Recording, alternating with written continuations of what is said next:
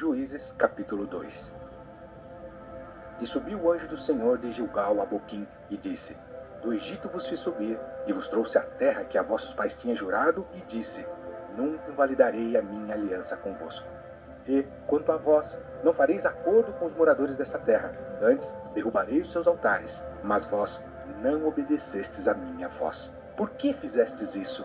Assim também eu disse: Não os expulsarei de diante de vós, antes estarão como espinhos nos vossos lados, e os seus deuses vos serão por laço. Bom, o povo de Israel não se esforçou como deveria para fazer um trabalho completo e bem feito, então por esse motivo foi castigado. O propósito de Deus em usar os inimigos de Israel era testar a nação e ver se eles seriam ou não obedientes e se continuariam dependendo dele. Por esse motivo, ele nos permite ser testados. Às vezes a gente não entende por que a gente está sendo provado, né? Está sendo testado. Justamente por isso, né? Porque às vezes não estamos fazendo corretamente aquilo que ele nos chamou para fazer. Às vezes você pode estar pensando, eu não sei porque eu não saio dessa luta que eu estou passando. Enquanto você não entender para que você está ali e por que você está ali, o que você precisa entender e melhorar, infelizmente você não sairá da luta. Mas você precisa estar disposto a ouvir a voz de Deus e perguntar para Ele, entender e reconhecer que você só está neste lugar porque Ele permitiu que você estivesse e por culpa sua, com certeza, porque Deus, Ele quer sempre o nosso melhor e nós é que muitas vezes somos desobedientes, rebeldes e não fazemos aquilo que Ele quer que nós façamos. E sucedeu que, falando o anjo do Senhor estas palavras a todos os filhos de Israel, o povo levantou a sua voz e chorou. Por isso chamaram aquele lugar Boquim, e sacrificaram ali ao Senhor. Bom, então essa palavra boquim em hebraico quer dizer lamentações, né? Alguns acreditam ser Siló, outros já alegam ser Betel, mas nada justifica, né? Nada assim comprovado. Então, a palavra boquim em hebraico para você anotar aí no seu caderno. E havendo Josué despedido o povo, foram-se os filhos de Israel, cada um a sua herança, para possuírem a terra. E serviu o povo ao Senhor todos os dias de Josué, e todos os dias dos anciãos, que ainda sobreviveram depois de Josué, e viram toda aquela grande obra do Senhor que fizera a Israel. Faleceu, porém, Josué, filho de Num, servo do Senhor, com a idade de 110 anos. E sepultaram-no no termo de sua herança, em Timnat-Heres, no monte de Efraim, para o norte do monte de Gaás. E foi também congregada toda aquela geração a seus pais, e outra geração após ela se levantou, que não conheceu o Senhor, nem tampouco a obra que ele fizera a Israel. Bom, todos os que haviam visto as maravilhas do Senhor já haviam morrido.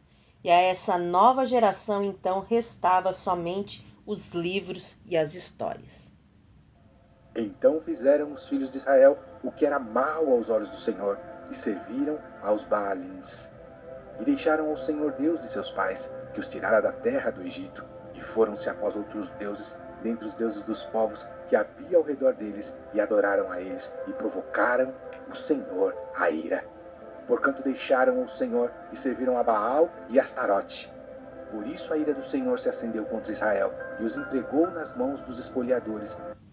Bom, Baal, né, para você anotar aí no seu caderno, se você quiser também, Baal, né, era esse deus que aparece aí, né, é claro, é que existe somente um deus, né, mas para os povos pagãos, ele é considerado um deus, é considerado, então, o deus sol masculino. Ele é adorado na Ásia Ocidental, entre as nações pagãs, como deidade principal. Os seus altares e santuários se localizam em lugares altos e até mesmo em topos de montanhas, a fim de conseguir a primeira vista do sol nascendo e a última do sol se pondo. Acredita-se que o sol era a única fonte e o símbolo de toda a sua vida, né? Era o que eles acreditavam, e também a deusa Astarote, que era plural de Astorete, que era o nome da principal deidade feminina dos cananeus. Esse ídolo era uma mulher com uma lua crescente na sobrancelha. era colocada em templos e adorada com as mais revoltantes formas de moralidade, perversão sexual, sob o pretexto da religião. Eles diziam que era preciso fazer aquilo ali. Que os despojaram e os entregou na mão dos seus inimigos ao redor, e não puderam mais resistir diante dos seus inimigos. Por onde quer que saíam, a mão do Senhor era contra eles para o mal. Contra o Senhor tinham falado, e como o Senhor lhes tinha jurado, estavam em grande aflição. E levantou o Senhor juízes, que os livraram da mão dos que os despojaram. Porém, tampouco ouviram os juízes, antes prostituíram-se após outros deuses, e adoraram a eles. Depressa se desviaram do caminho, por onde andaram seus pais, obedecendo aos mandamentos do Senhor, mas eles assim não fizeram. E quando o Senhor lhes levantava juízes, o Senhor era com o juiz, e os livrava da mão dos seus inimigos, todos os dias daquele juiz. Porquanto o Senhor se compadecia deles pelo seu gemido, por causa do que os oprimiam e afligiam. Porém sucedia que, falecendo o juiz, reincidiam e se corrompiam, mais do que seus pais, andando após outros deuses, servindo-os e adorando-os. Não deixavam das suas obras, nem do seu obstinado caminho. Por isso a ira do Senhor se acendeu contra Israel e...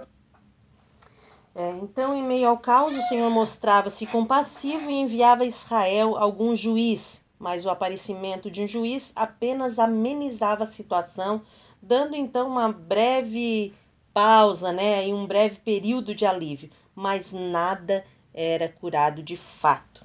Logo depois que esse juiz morria, eles voltavam novamente a adorar outros deuses.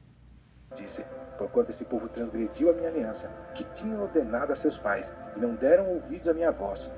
Tampouco desapossarei mais de diante deles a nenhuma das nações que Josué deixou quando morreu, para por elas provar a Israel se há de guardar ou não o caminho do Senhor, como seus pais o guardaram para nele andar.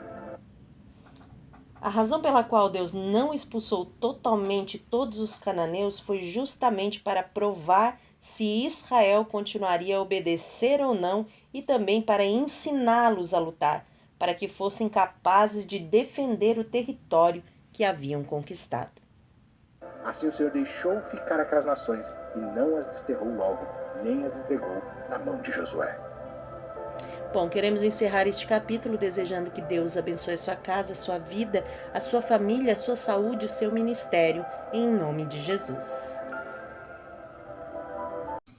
Se personificava então na lua, e esse ídolo, né? Era um ídolo, né?